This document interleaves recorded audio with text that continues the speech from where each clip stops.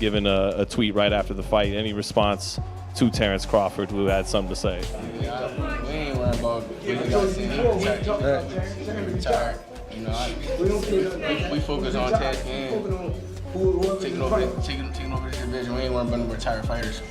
Yeah, y'all keep on throwing Terence up. Terence took he retired. Leave Terence alone. Let him do what he's supposed to do. Y'all can have fun and enjoy his family. I done made it, baby. And they still want me to come out of retirement and whoop on some people. Hey, what more can I ask for, man? I'm blessed. Life is beautiful right now, and I'm enjoying every bit of it. Right after stopping Xander Zayas, Boots Enis didn't waste any time figuring out his next move. He used that exact moment to call out Terence Crawford. I'm worried about nothing that Xander had when it comes to Boots. I wasn't worried about nothing at all. When he fights, I don't worry, man. I don't worry at all. They can hear me, brother. Boots had just finished off a young, hungry fighter in Xander. But instead of looking satisfied, he aimed straight at one of the best boxers of this generation. Calling out Crawford right after a knockout sends a strong signal. Boots isn't just looking to pile up wins. He wants the biggest names and the toughest challenges. Why doesn't Terence come out and fight you? Is that a realistic fight that you could see him coming out to fight you? Oh, Crawford? I mean, I don't know. He retired, so that's what he's doing right now. He in retirement, he chilling. So. But that also adds more pressure on him. Crawford isn't just another title holder. He is a smart, dangerous, complete fighter who can make you pay for any slip-up. So when Boots speaks that name, fans immediately start asking the real question. Is Enis truly ready for that level right now?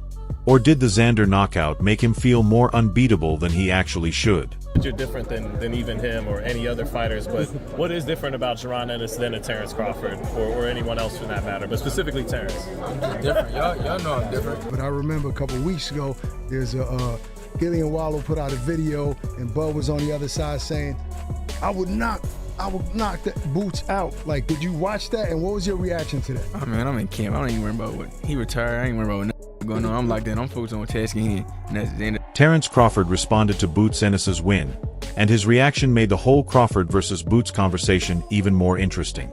He tweeted, "I'm going to keep my comments to myself, but you all get it, I hope." Crawford's reply added a different feel to the celebration.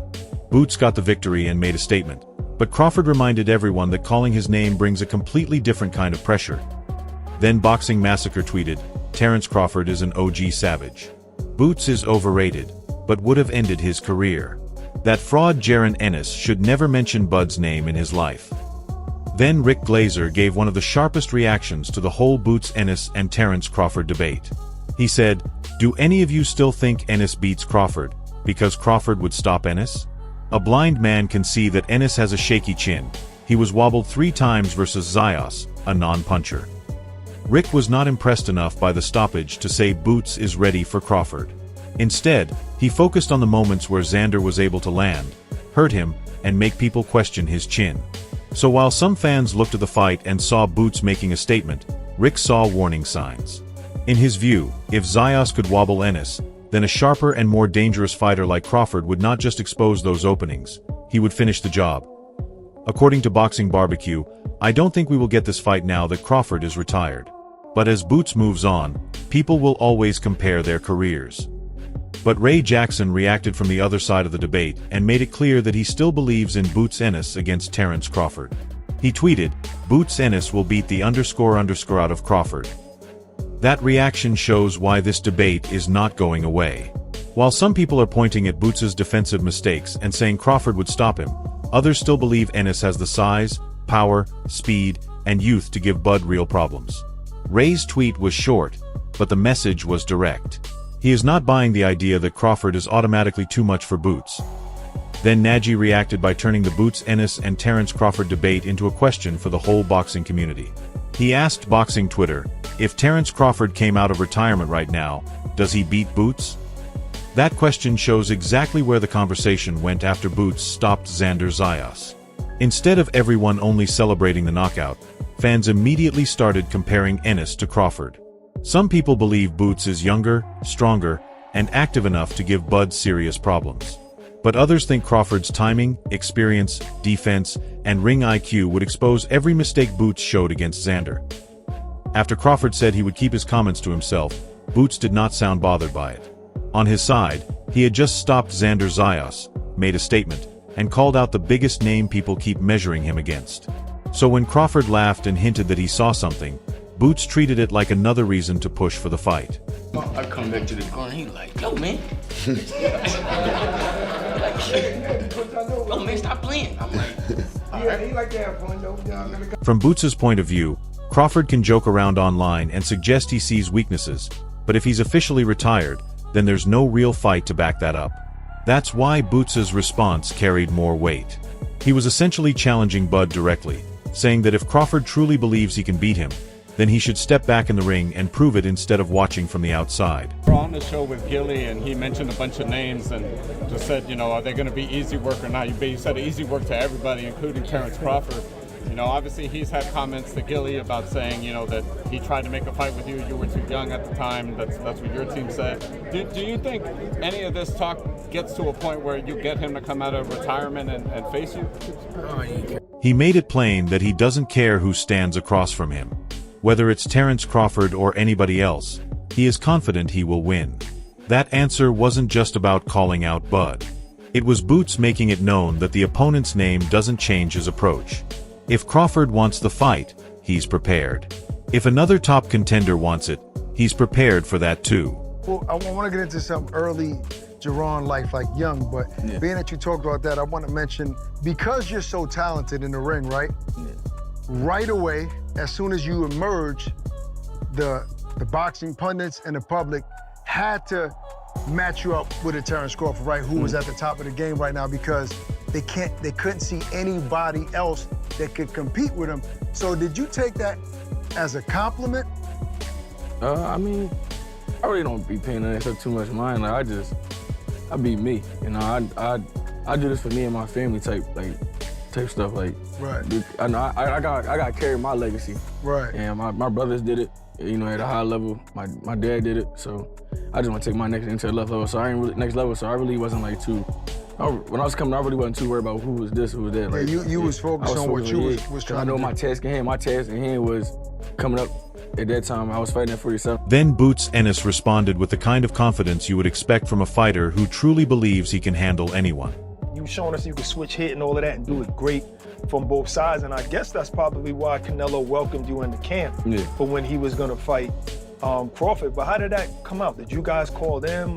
Well, him and my brother go way back. You know, my brother was in. That's right. It was in camp with when he fought Mosley, and I think he was in camp for him when he fought Gomez, Alfonso Gomez. Alfonso Gomez. Yeah, so he was in camp with him twice, and him and my brother got a great relationship. I'm like, man, great relationship. So I'm like, might as well go out there and, you know, get in some shape. And I was getting ready for my fight, and that was my first fight moving up. So why not spar, you know, Canelo? Boots also addressed the weight change and how much stronger he feels now. Moving up has made him feel like his body carries power more effectively. That confidence came through in his tone. He didn't treat the higher weight as a disadvantage. He acted like it gave him even more room to be a threat. That matters because when a fighter feels stronger in a new division, his whole mindset shifts. Boots already had speed, timing, and belief in himself. But now he thinks that extra strength makes him even tougher to handle. So when he says he doesn't care who's in front of him, it comes across as more serious. He feels like his body is matching his goals, and that only adds more heat to the Crawford discussion. 47, obviously, you were winning big fights, but they attached you to Bud Crawford so much. And now you're at 154.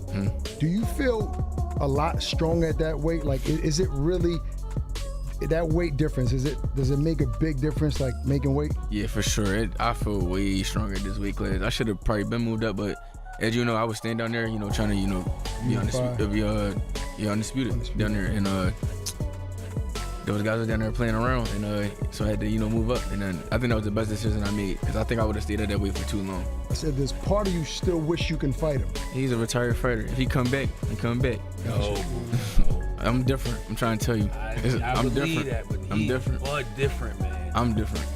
I'm trying to tell you, I'm different. Y'all gonna see. You know. Then boxer Bernie Thox gave his own view on the Jaron Ennis versus Terence Crawford debate, and his reaction only added more fire to the argument. He looked at the matchup as a true test of levels.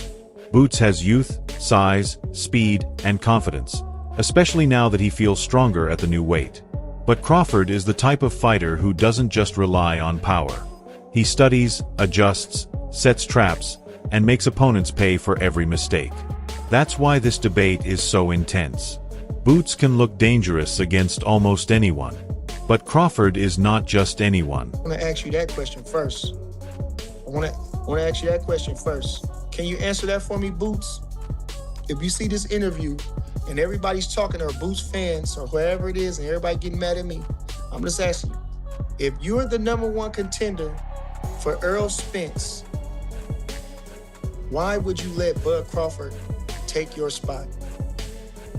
Okay. Now, okay. Fine.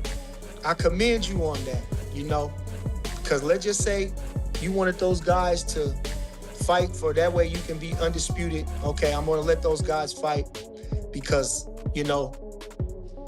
I want to be undisputed. Okay, so we let you slide on that one. Okay. Now, when this fight is made, just like most big fights, there's usually a rematch clause, okay?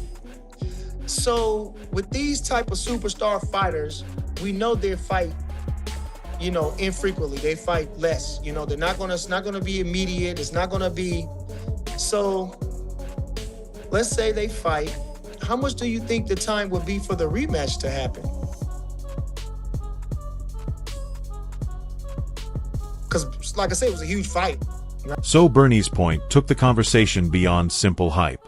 If Boots genuinely wants to be mentioned alongside Bud, then he has to show that his pressure, strength, and confidence can work against a fighter who has already solved elite opponents for years. Drop your thoughts in the comments, because this is one of those fights where every scorecard will spark a debate. And hey, don't forget to like, share, and subscribe to Ring Nation. See you in the next one.